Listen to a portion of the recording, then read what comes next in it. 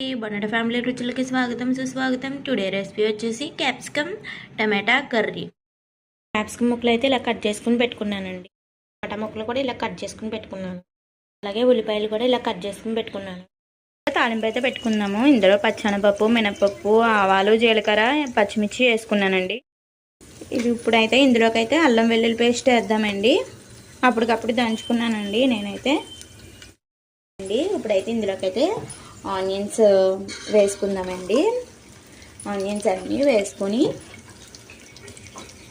ఇలా బాగా కలపాలండి.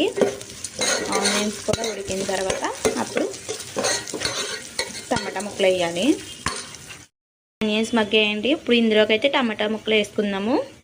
టమాటా ముక్కలు కూడా వేసుకున్నానండి. ఇవి కూడా బాగా కలపండి. కొద్దిగా కూరలోకి పసుపు అనేది వేసుకుందాము. ఇప్పుడు టమాటా ముక్కలు కూడా బాగా మగ్గాయండి. ఇందులోకి అయితే వాటర్ పోసుకుందాము. పోసుకున్న తర్వాత ఇందులోకి ఉప్పునైతే వేద్దాము. ఉప్పునైతే వేసుకుందామండి. ఉప్పునైతే వేసిన తర్వాత బాగా కలపండి. అలాగే ఇప్పుడు క్యాప్సికమ్ ముక్కలు వేసుకోవచ్చు. క్యాప్సికమ్ ముక్కలు కూడా వేసుకున్న తర్వాత ఇదంతా కూడా బాగా కలపండి. వాటర్ మీకు తగినంత వాటర్ వేసుకొని కుక్కర్ మూత పెట్టేసుకోండి. 2 విజిల్స్ రానిచ్చుకోండి. ఈ విధంగా ఉందండి. నీళ్ళన్నీ ఎగిరిపోయేదాకా మనం కూరను అనేది కలుపుకోవాలి. ఎగిరిపడింది, ఇంకా దగ్గర పడాలి.